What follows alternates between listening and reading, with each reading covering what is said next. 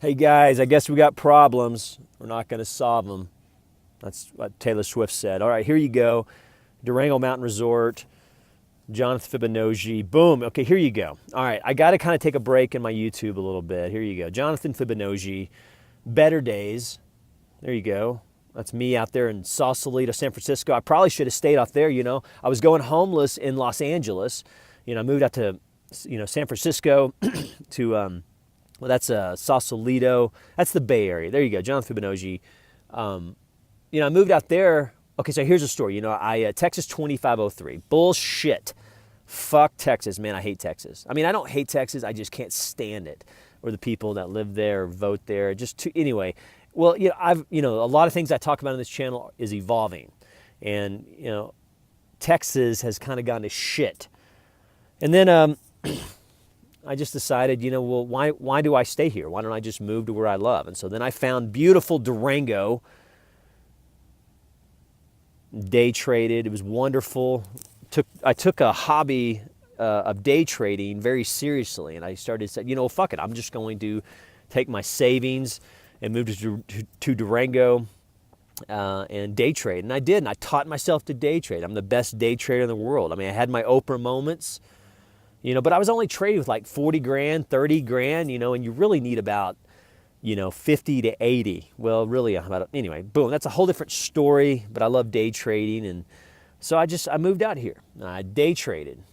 And then I had 2 or 3 bad days. I said, fuck it, I'm just going to just follow Jesus out there. I'm going to go to Sausalito, the Bay Area. If I can't live in my beautiful Durango, I'll just go to the Bay Area, Sausalito, and work for a hedge fund.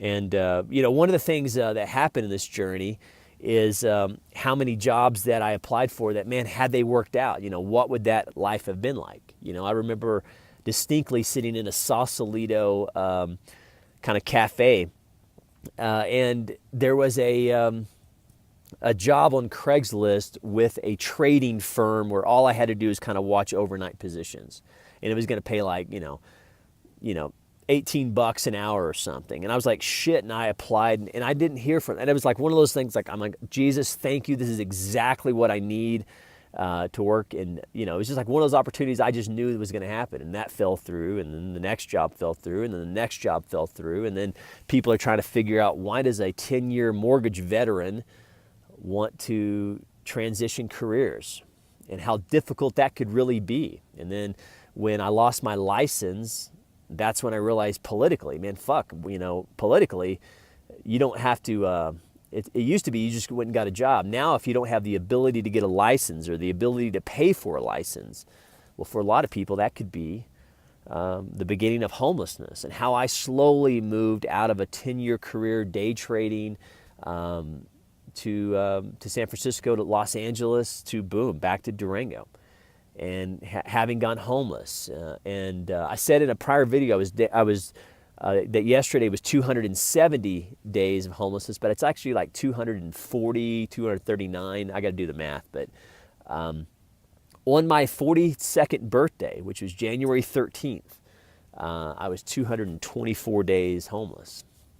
And then how you'll lose your friends and family, and how you'll, whenever you need them financially, you'll really kind of learn who your friends really are. And, and all my friends at Abilene Christian University slowly stopped taking my calls. And, then of course, when people don't want to help you, they start attacking you. And it's a weird thing, where they start attacking you because you need them, because they're trying to create enough discord and space so that they don't have to help you, or they don't want to help you. And I'm talking about my family included, especially my family. Here in Durango, my family has probably called the police on me, 20 times, trying to get me arrested. And this is my family, So, wow. So why am I telling you all this? Why am I talking about what it's like to go raven? And what is a raven? Well, a raven is a homeless person, or what I consider the most vulnerable of society. And ravens, Fibonojjis, we're all different, We're all different. I live on Manna Mountain, and there's people from all over the country here. This is a very diverse group of people, and it's also a wonderful group of people. And we have one thing in common: homelessness and poverty, and how Durango could be a model city for solving homelessness, but we don't have the leadership, and we have a lot of elitism and frankly apathy, and mostly apathy. And again, I used to make $200,000 a year, and I remember how I used to think. Go get a job. Well, how do you get a job in today's world without a cell phone? Oh yeah, well now that you say that, why don't you go get one of those Obama phones? It's like, well, what address does that go to? And when you start walking people down the path of literal homelessness, of what it's like to live without a cell phone in America, without a house, without food, then you're starting to, you'll make people uncomfortable because you're talking truth, and they don't like truth. Most people don't. They want sound bites, they want political speech. And how this journey has changed me politically, how it's changed me spiritually, how it's deepened some convictions that I had forgotten about. But it's also brought me to, well, boom, Durango. And what it's like just legally to go Raven, where I have of course, when you go Raven, then eventually the cops try to solve that problem and you start getting arrested. You'd be amazed how easy it is to get arrested in La Plata County just because you're, I got a protection order. Manna Soup Kitchen, boom, look at that. Jonathan Spears, Brittany went her way, and I went Raven. So here I am, Jonathan Fibonojji, and trying to share with you the real world, how hostile our local governments are to homeless people, and how poverty is becoming illegal, and how we could talk about shit like this, and how there's becoming this sort of a unified force against corruption, and how we got to make sure we don't outlaw poverty, because you don't know if you'll ever go into poverty, or if somebody you love, or maybe your children's children will go into poverty. I mean, we have to start looking at our laws, and we have to start looking at the private prison systems. Well, one thing that people don't realize about Durango is that we have, obviously tourism, but we have a thriving private prison system. And that's where we send most of our natives. And if we start thinking in terms of modern day concentration camps and modern day Auschwitz, and it may not be over there in Poland. It may be right here in America. And just having gone Raven, Ragin' Cajun, Jonathan Spears, you can call me Jonathan Fibonojji. I'm going to court with these people. I tell them I'm going to sue the fuck out of them. Why? Because there needs to be precedent. There needs to be a precedent so that once Denver realizes, holy shit, Durango paid $58 million for that shit, then slowly people in Denver, poor people in Denver, minorities, the new nigga, here's the new nigga, it's the middle-class white person who lost a license, who doesn't have a family, and how those are real court orders and real protection orders, and how the grace of Jesus, the people on this mountain, when they realized I didn't have any food, to be fed by ravens, and how beautiful people are and how I sort of found Jesus on a mountain in Colorado. But I'm still going to sue this city, and it's all over because the way cities use trespassing charges. And what are public spaces? And how important that really is becoming. And how I'm going to be a pro se litigant in a federal case. Because I believe men's rights matter. And I know that's crazy, but I believe in equality.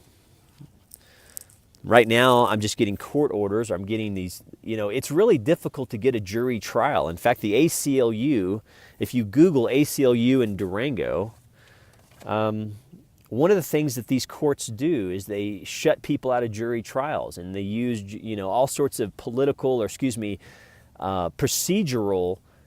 maneuverings to really well, deny people justice and deny people trials and jury trials. And why? And that's really, really important. And it's not just La Plata County.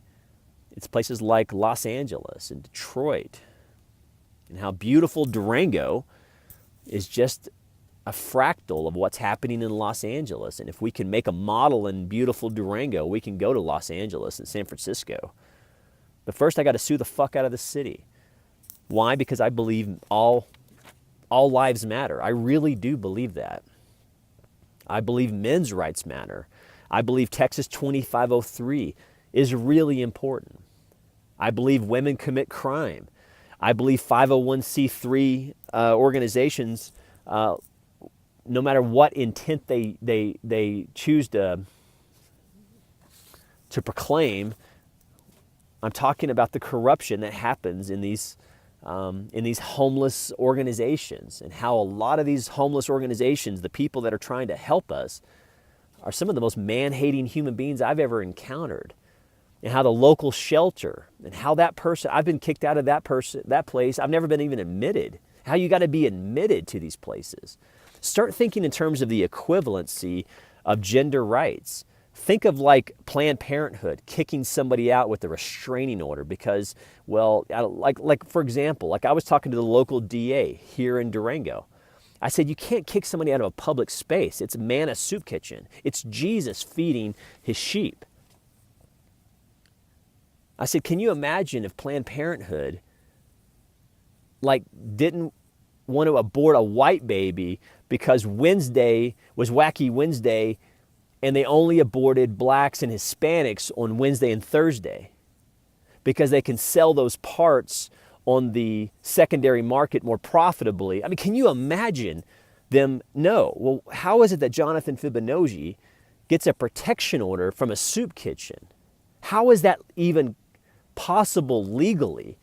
It is a 501c3 organization designed specifically to serve people like me. And yet I can catch 18 months in La Plata Ramata.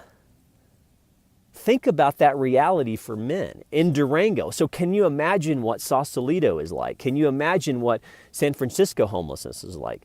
Can you imagine what Los Angeles soup kitchens, the corruptions and the corruption is, and how local cops are complicit with corruption? And we need to start having that discussion. When we start talking about gender rights, women do not own that federally protected status. Gender is a federally protected status, and women do not own that. Gender applies to men too. So for example, in Texas, when men cannot get the police to enforce their custodial visitation, well, that's when they do that systemically in Texas, that is a federal violation. Think of the numbers, the millions of men that lose families in civil, I'm using air quotes, in civil cases. It's like calling the Civil War. Well, it wasn't a civil war. Some of the most brutal hearings and trials is when men lose their families just because their ex-wives go cunt. And yes, women go cunt. And cunt is not a federally protected status. And feminism had a good run. But now we need to start talking about true equality for everybody. The new niggas, equality. And how what has been happening to the black man and the Hispanic man is now happening to the white man. And licenses, and how the poverty line is the license that you can pay for. And how Uber, if you think in terms of Uber is the poverty line in America. If you cannot afford a phone, insurance, or a vehicle, that is the poverty line in most cities. And then churches, get right churches, let's go home. But right now, I need to talk to, I need to prepare for my trial, because I'm facing 6 months in jail because I'm homeless. The Palmer fucking Hotel and Kathleen OToole's, the man-hating lesbo tool. She is such a tool, dude. Seriously, Kathleen, I was working at the Palmer Hotel, and they didn't want to pay me my last paycheck. So instead of paying me, they just called the cops and they said, hey, we got a homeless person here and he won't leave the property. Well, the fact is I was an employee and I needed my last paycheck, because when you're homeless, every dollar matters. You know, $77 to a raven is a lot of money. So what the Palmer Hotel did, Elena, a white woman called another white woman and was offended. Well, boom, those emails.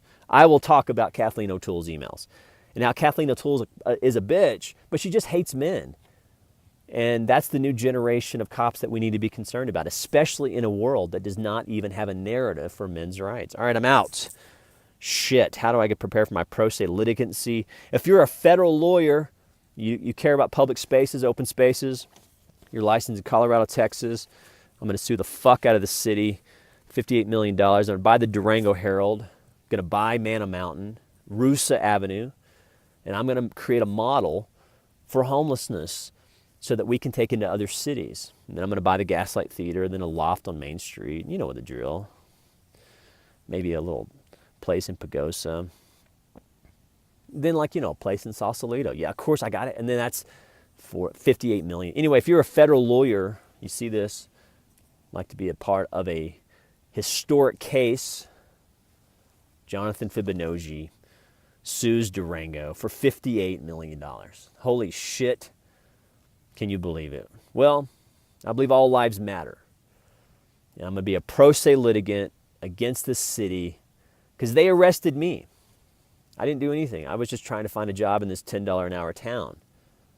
And yes, I mean a $10 an hour town. And at the end of the day, whenever I'm counting the money from Durango, from that lawsuit, the federal lawsuit that I'm levying, I'm going to go back and I'm going to hire someone to tell me how many jobs in Durango that I actually applied for and did not get, or jobs that ultimately went to Fort Lewis students, and kind of do a study and really look at, yes, these small colleges are wonderful. They create jobs, but how many jobs do they really take?